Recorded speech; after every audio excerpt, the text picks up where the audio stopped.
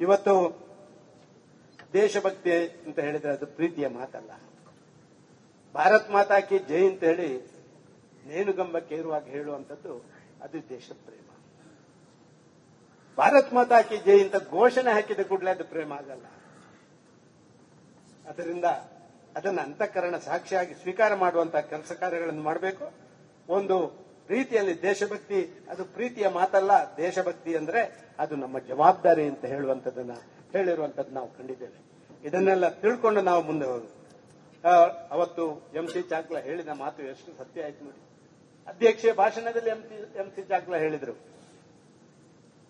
ಮುಂದಿನ ದಿನಗಳಲ್ಲಿ ಈ ದೇಶವನ್ನು ಆಳುವ ಪಕ್ಷವಾಗಿ ಇದು ಪರಿವರ್ತನೆ ಆಗ್ತದೆ ಅಂತ ಹೇಳಿ ಇವತ್ತು ಸೇರಿದಂತ ಜನಸಮೂಹವನ್ನು ನೋಡಿದ್ರೆ ನನಗೆ ಕಾಣಿಸ್ತಾ ಇದೆ ಅಂತ ಹೇಳಿ ಮುಂಬೈ ಅಧಿವೇಶನದಲ್ಲಿ ಪಕ್ಕದಲ್ಲಿರುವಂತಹ ವಾಜಪೇಯಿಯ ಕೈಯನ್ನು ಹಿಡಿದು ಹೇಳಿದ್ರು, ಇದೇ ಮನುಷ್ಯ ಈ ದೇಶದ ಪ್ರಧಾನಮಂತ್ರಿ ಆಗ್ತಾನೆ. ದೇಶದ ಪ್ರಧಾನಮಂತ್ರಿ ಜಗತ್ತಿನಲ್ಲಿ ಭಾರತ ದೇಶವನ್ನು ಯಶಸ್ವಿ ರಾಷ್ಟ್ರವನ್ನಾಗಿ ಪರಿವರ್ತನೆ ಮಾಡ್ತಾನೆ ಇದೇ ವ್ಯಕ್ತಿ ಅಂತ ಹೇಳುವಂತ ಮಾತನ್ನ ಅವತ್ತು MC ಚಾಕ್ಲ ಮುಂಬೈ ಅಧಿವೇಶನದಲ್ಲಿ ಹೇಳಿದ್ರು. ಅದು ಎಷ್ಟು ಸತ್ಯ ಆಗಿದೆ. ಸತ್ಯ ಆಗ್ಲಿಕ್ಕೆ ಎರಡು ಕಾರಣಗಳಿದೆ. ನುಡಿದಂತೆ ನಡೆಯುವಂತ ವ್ಯವಸ್ಥೆ, ಅಂತಃಕರಣ ಸಾಕ್ಷಿಯಾಗಿ ಪಕ್ಷದ ವಿಚಾರಗಳಿಗೆ ಬದ್ಧರಾಗಿ ಕೆಲಸ ಮಾಡುವಂತ ರಾಜನೀತಿ, ವ್ಯಾವಹಾರಿಕ ವ್ಯವಸ್ಥೆಯಲ್ಲಿ ತನ್ನ ಪಕ್ಷಕ್ಕೆ ಒಂದು ಗೌರವ ಕೊಟ್ಟು ಆ ಪಕ್ಷವನ್ನು ಮೇಲೆತ್ತುವಂತಹ ಕೆಲಸ ಕಾರ್ಯಗಳು, ಇದನ್ನೆಲ್ಲ ಮಾಡುವಂತಹ ವಿಚಾರಗಳನ್ನ ಮಾಡಿದ್ರೆ ನಮಗೆ ಖಂಡಿತವಾಗಿ ಇನ್ನಷ್ಟು ಯಶಸ್ಸು ಸಿಗಲಿಕ್ಕೆ ಸಾಧ್ಯ. ಪ್ರಾಯಶಃ ತುರ್ತು ಪರಿಸ್ಥಿತಿಯ ನಂತರ ಕಾಂಗ್ರೆಸ್ಗೆ ಯಾವತ್ತಾರು ಯಶಸ್ಸು ಸಿಕ್ಕಿದ್ರೆ ಅದು ಇಂದಿರಾ ಗಾಂಧಿ ಹತ್ಯೆ ಆದಾಗ, ರಾಜೀವ್ ಗಾಂಧಿ ಹತ್ಯೆ, ಅವರ ಹತ್ಯೆ ಮಾತ್ರ ಇವರಿಗೆ ಒಂದು ಭಾಗ್ಯ ಆಗಿ ಪರಿಣಮಿಸುತ್ತೆ ಹೊರತು ರಾಜನೀತಿಯಲ್ಲಿ ಕಾಂಗ್ರೆಸ್ಗೆ ಯಾವತ್ತೂ ಕೂಡ ಹೆಜ್ಜೆ ಮುಂದೆ ಹೋಗಲಿಕ್ಕೆ ಸಾಧ್ಯ ಆಗಲಿಲ್ಲ. ಭಾರತೀಯ ಜನತಾ ಪಾರ್ಟಿ ಉದಯಿಸಿದ ನಂತರ ಅಟಲ್ ಬಿಹಾರಿ ವಾಜಪೇಯಿ ಅವರು, ಅವರ ಕಾರ್ಯಕರ್ತರ ಪ್ರೇಮ ಎಷ್ಟಿತ್ತು. ಈ ದೇಶದಲ್ಲಿ 2 ಜನ ಚುನಾವಣೆಯಲ್ಲಿ ಗೆದ್ದರು ಭಾರತೀಯ ಜನತಾ ಪಾರ್ಟಿ. ಕರ್ನಾಟಕದಲ್ಲಿ ಯಡಿಯೂರಪ್ಪರು ಒಬ್ಬರೇ, ಇನ್ನೊಬ್ಬರು ಇದ್ದವರು ಕೂಡ ಮಜ್ಜಿಗೆ ಕುಡಿದು ನಮ್ಮನ್ನು ಬಿಟ್ಟು ಹೋಗಿದ್ರು. ಆದರೆ ಪಕ್ಷದ ಕಾರ್ಯಕರ್ತರ ಆಧಾರಿತವಾದಂತಹ ಪಾರ್ಟಿ ಅಂತ ಹೇಳಿ ಕಾರ್ಯಕರ್ತರ ಮೇಲೆ ಪ್ರೀತಿ ವಿಶ್ವಾಸ ಇಟ್ಟು ಕಾರ್ಯಕರ್ತರ ವಿಚಾರಗಳನ್ನು ತಿಳ್ಕೊಂಡು ಆ ಪ್ರಯತ್ನಗಳನ್ನು ಮಾಡಿದ ಕಾರಣ ನಾವು ಇವತ್ತು ಇಷ್ಟು ಯಶಸ್ವಿಯಾಗಿದ್ದೇವೆ. ಭದ್ರಾವತಿಗೆ ಬಂದಿದ್ರು ಅಟಲ್ ಬಿಹಾರಿ ವಾಜಪೇಯಿ. ಒಬ್ಬ ಕಾರ್ಯಕರ್ತ ಅವರು ಸೋತರು ಅಂತ ತೀರ್ಕೊಂಡಾಗ ಭದ್ರಾವತಿಗೆ ಬಂದಿದ್ರು. ಭದ್ರಾವತಿಗೆ ಬಂದಾಗ ಎಲ್ಲ ಆ ಕಾರ್ಯಕರ್ತರನ್ನು ನೋಡಿ ತುಂಬಾ ಬೇಸರ ಎಂದು ಹೇಳಿದ್ರು. ಅವನ ಆತ್ಮಕ್ಕೆ ಶಾಂತಿ ಸಿಕ್ಕುವ ರೀತಿಯಲ್ಲಿ ನಾವೆಲ್ಲ ರಾಜನೀತಿ ಮಾಡಬೇಕು ಅಂತ ಹೇಳುವಂತ ಮಾತನ್ನು ಹೇಳಿದ್ರು. ಒಂದು 200-300 ಜನ ಸೇರಿದ್ರು ಆ ದಿನ ಅಲ್ಲಿ. ಮಾಧ್ಯಮದ ಮಿತ್ರರು ಕೇಳಿದ್ರು, ಅಟಲ್ಜಿ ನಿಮ್ಮ ಪಾರ್ಟಿ ಮುಗೀತಲ್ಲ, 2 ಬಂದಿರೋದೀಗ, ಯಾವಾಗ ಬೀಗ ಹಾಕ್ತೀರಿ ಅಂತ ಕೇಳಿದ್ರು ಕಚೇರಿಗೆ. ಅಟಲ್ಜಿ ಒಂದು ಮಾತನ್ನು ಹೇಳಿದ್ರು, ಅದನ್ನು ಮತ್ತೆ ಅವರು ಪಾರ್ಲಿಮೆಂಟ್ ಅಲ್ಲಿ ಕೂಡ ಉಲ್ಲೇಖ ಮಾಡಿದ್ದಾರೆ. ಕತ್ತಲು ಹೋಗ್ತದೆ, ಸೂರ್ಯ ಉದಯಿಸ್ತಾನೆ, ಮತ್ತೆ ಕಮಲ ಈ ದೇಶದಲ್ಲಿ ಅರಳುತ್ತೆ ಅಂತ ಹೇಳುವಂತ ಮಾತನ್ನ ಅಟಲ್ಜಿ ಅವರು ಅಲ್ಲಿ ಹೇಳಿದರು. ಎಷ್ಟು ಸತ್ಯ ಆಯ್ತು. ಇಂತಹ ಹಿರಿಯರ ಪರಿಶ್ರಮ, ನಿಮ್ಮೆಲ್ಲರ ಸಹಕಾರ, ಪ್ರೀತಿ ವಿಶ್ವಾಸದಿಂದ ಒಂದು ಸಂಘಟನೆ ಬೆಳೆಸುವಂತಹ ರಾಜನೀತಿ, ಇದು ಇವತ್ತಿನ ಅವಶ್ಯಕತೆ ಇದೆ ಅಂತ ನಾನು ಭಾವಿಸ್ತೇನೆ. ಪಕ್ಷಕ್ಕೆ ಯಾರೂ ದೊಡ್ಡವರಲ್ಲ, ಪಕ್ಷಕ್ಕೆ ಕಾರ್ಯಕರ್ತನೇ ದೊಡ್ಡವ. ಕಾರ್ಯಕರ್ತನಿಂದ ದೊಡ್ಡದಿಲ್ಲ. ಭಾರತೀಯ ಜನತಾ ಪಾರ್ಟಿಗೆ ಕಾರ್ಯಕರ್ತನೇ ಅದರ ಶಕ್ತಿ. ಅವನನ್ನ ಪ್ರೀತಿ ವಿಶ್ವಾಸ, ಅವನ ಮಾತುಗಳನ್ನು ಕೇಳಿ ನಾವೆಲ್ಲ ಒಟ್ಟಾಗಿ ಒಂದಾಗಿ ಮುಂದೆ ಹೋಗುವಂತ ಅವಶ್ಯಕತೆ ಇದೆ, ಅನಿವಾರ್ಯತೆ ಇದೆ ಅಂತ ನಾನು ಭಾವಿಸ್ತಾ ಇದ್ದೇನೆ. ಒಂದು ಕಾಲದಲ್ಲಿ ಲಾಲ್ ಕೃಷ್ಣ ಅದ್ವಾನಿ, ಅಟಲ್ಜಿ ಅವರು ರಾಷ್ಟ್ರೀಯ ಕಾರ್ಯಕಾರಿಣಿ ಆಗುವಂತಹ ಸಂದರ್ಭದಲ್ಲಿ ನಮ್ಮಲ್ಲಿಗೆ ಬಂದರು. ವುಡ್ಲ್ಯಾಂಡ್ಸ್ ಅಲ್ಲಿ ಅಶ್ವಥ್ ನಾರಾಯಣ ವುಡ್ಲ್ಯಾಂಡ್ಸ್ ಅಲ್ಲಿ ನಮ್ಮ ರಾಷ್ಟ್ರೀಯ ಕಾರ್ಯಕಾರಿಣಿ ಆದಾಗ ಅವರು ಮಾತನ್ನು ಹೇಳಿದ್ರು, ಇದೇ ಕರ್ನಾಟಕ ಭಾರತೀಯ ಜನತಾ ಪಾರ್ಟಿಯ ದಕ್ಷಿಣದ ರಾಜ್ಯಗಳ ಹೆಬ್ಬಾಗಿಲಾಗಬೇಕು ಅಂತ ಹೇಳಿ ಯಡಿಯೂರಪ್ಪರನ್ನ, ಪಾರ್ಟಿಯವರನ್ನೆಲ್ಲ ಉದ್ದೇಶಿಸಿ ಅವರು ಮಾತಾಡ್ತಾ ಇದ್ರು.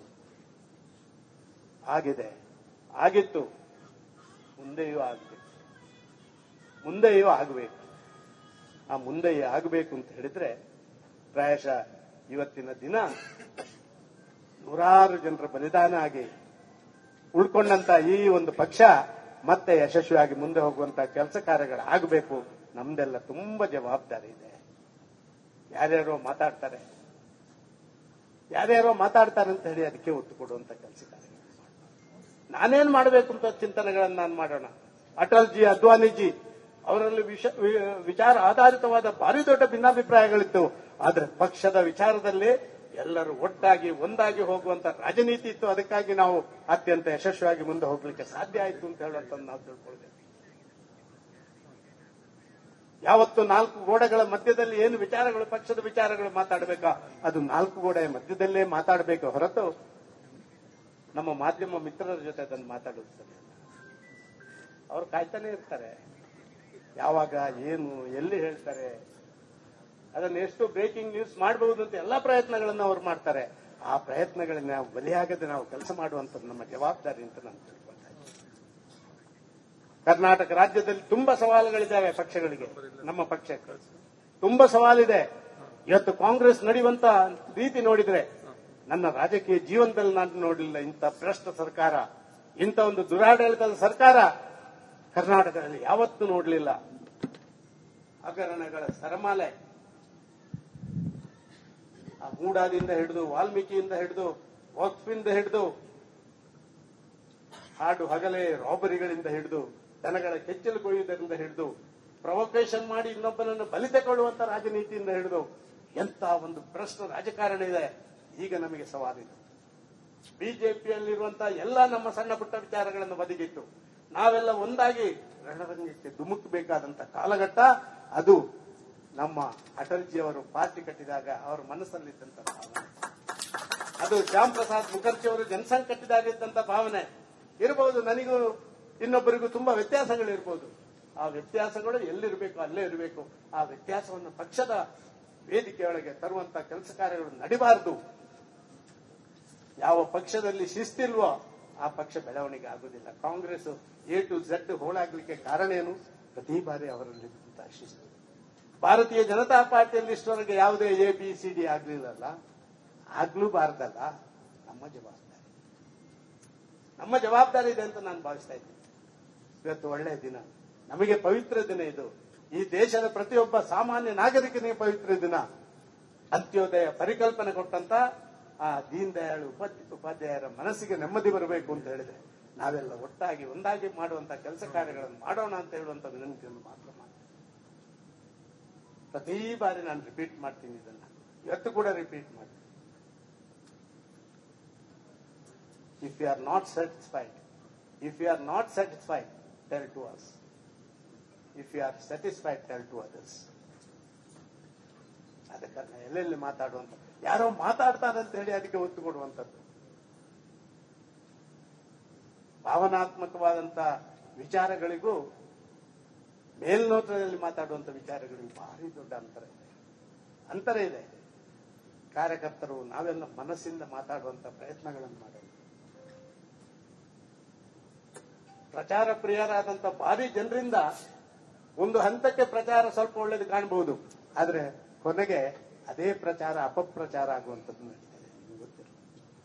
ಆದ ಕಾರಣ ಮಾಧ್ಯಮದಲ್ಲಿ ಮಾಡಿಯೇ ನಾನು ರಾಜಕೀಯ ವ್ಯಕ್ತಿ ಆಗ್ತೇನೆ, ವಾಲ್ ಪೋಸ್ಟರ್ ಬ್ಯಾನರ್ಗಳಿಂದಲೇ ರಾಜಕೀಯ ವ್ಯಕ್ತಿ ಆಗ್ತೇನೆ ಅಂತ ಹೇಳಿದ್ರೆ ಅದು ಖಂಡಿತವಾಗಿ ಇವತ್ತಿನ ಕಾಲಘಟ್ಟದಲ್ಲಿ ಸಾಧ್ಯವಿಲ್ಲ. ವಿದ್ಯಾವಂತರಾಗಿದ್ದಾರೆ, ಬುದ್ಧಿವಂತರಾಗಿದ್ದಾರೆ, ವಿಶ್ಲೇಷಣೆ ಮಾಡ್ತಾರೆ. ತುಂಬಾ ಕೊಳಕು ಬಾಯಿಯವನ್ನ ಎದುರು ಯಾರು ಮಾತಾಡಲ್ಲ, ಯಾಕಂದ್ರೆ ಅವನ ಬಾಯಿ ಕೈ ಹಾಕೋದು ಬೇಡ. ಆದ್ರೆ ಹಿಂದೆ ಮಾತಾಡುವಂತ 10 ಬಾಯಿ ಇದೆ ಅಲ್ಲ, ಅದು ಭಾರಿ ದೊಡ್ಡ. ಚಾದ ಅಂಗಡಿಯಲ್ಲಿ ಮತ್ತೊಂದು ಕಡೆ ಇವತ್ತು ಭಾರತೀಯ ಜನತಾ ಪಾರ್ಟಿ ಅತ್ಯಂತ ಯಶಸ್ವಿಯಾಗಿ ಹೋರಾಟಗಳನ್ನೆಲ್ಲ ಪ್ರಾರಂಭ ಮಾಡಿದೆ. ನನಗೆ ಅನಿಸ್ತದೆ ಈ ಹೋರಾಟಗಳನ್ನ ಬೆಲೆ ಏರಿಕೆ ಇರ್ಬೋದು, ಮತ್ತೊಂದಿರ್ಬೋದು, ಒಳ್ಳೆ ಹೋರಾಟಗಳನ್ನು ಮಾಡುವಂತಹ ಕೆಲಸ ಕಾರ್ಯಗಳಾಗ್ತಾ ಇದೆ. ಇದನ್ನ ನಾವೆಲ್ಲ ಎಲ್ಲವನ್ನ ಒಬ್ಬರೇ ಕೂತ್ಕೊಂಡು ಮಾಡಕ್ಕಾಗಲ್ಲ, ಒಂದು ತಂಡವೇ ಕೂತ್ಕೊಂಡು ಮಾಡಕ್ಕಾಗಲ್ಲ. ಕಾರ್ಯಕರ್ತರು ಜವಾಬ್ದಾರಿ ತಗೊಂಡು ಅದನ್ನು ಕೆಳಗಿನ ಹಂತದವರೆಗೆ ಮಾಡಬೇಕು. ಇಶ್ಯೂಗಳಿಗೆ ಕರ್ನಾಟಕದಲ್ಲಿ ಏನೂ ಕೊರತೆ ಇಲ್ಲ. ಆ ಇಶ್ಯೂಗಳನ್ನು ನಾವೆಲ್ಲ ಸೇರಿ ಲಾಜಿಕಲ್ ಎಂಡಿಗೆ ತಗೊಂಡೋಗುವಂತ ಕೆಲಸ ಕಾರ್ಯಗಳನ್ನು ಮಾಡಬೇಕು ಅಂತ ಹೇಳುವಂತ ಮಾತನ್ನು ಮಾತ್ರ ಹೇಳಿ, ಹರೀಶ್ ಅಲ್ಲಿ ಹೇಳಿದ್ರೆ 15 ನಿಮಿಷ ಮಾತಾಡಿ ಅಂತ, ಸ್ವಲ್ಪ ಟೈಮ್ ಜಾಸ್ತಿ ಆಯ್ತು. ಅದಕ್ಕೆ ನಿಮ್ಮೊಂದು ನಮಸ್ಕಾರ ಅಲ್ಲ, ನಾನೊಂದು ನಿಮಗೆ ನಮಸ್ಕಾರ ಕೊಡ್ತಾ ಇದ್ದೇನೆ. ಅದು ಪ್ರೀತಿಯ ಭಾವನೆಗಳು. ನಾವೆಲ್ಲ ಒಟ್ಟಾಗಿ ಒಂದಾಗಿ ಸೇರಿ ಪಕ್ಷವನ್ನು ಕಟ್ಟೋಣ, ಯಶಸ್ವಿ ಆಗಲಿ. ನಿಮ್ಮ ಇವತ್ತಿನ ದಿನಾಚರಣೆ ಸಂದರ್ಭದಲ್ಲಿ ನಾನು ದೇವರಲ್ಲಿ ಪ್ರಾರ್ಥನೆ ಮಾಡ್ತೇನೆ. ನಿಮಗೆಲ್ಲ ತಾಯಿ ಚಾಮುಂಡೇಶ್ವರಿ ಪಕ್ಷವನ್ನ ಕಟ್ಟಿ ಮತ್ತೊಮ್ಮೆ ಭಾರತೀಯ ಜನತಾ ಪಾರ್ಟಿ ಕರ್ನಾಟಕದಲ್ಲಿ ಅಧಿಕಾರ ತರಲಿಕ್ಕೆ ಆ ತಾಯಿ ಆಶೀರ್ವಾದ ಮಾಡಲಿ ಅಂತ ಪ್ರಾರ್ಥನೆ ಮಾಡಿ ತಮಗೆಲ್ಲ ತಲುಪಿಸಿ ನಾನು ಮಾತು ಮುಗಿಸ್ತೇನೆ. ಜಯ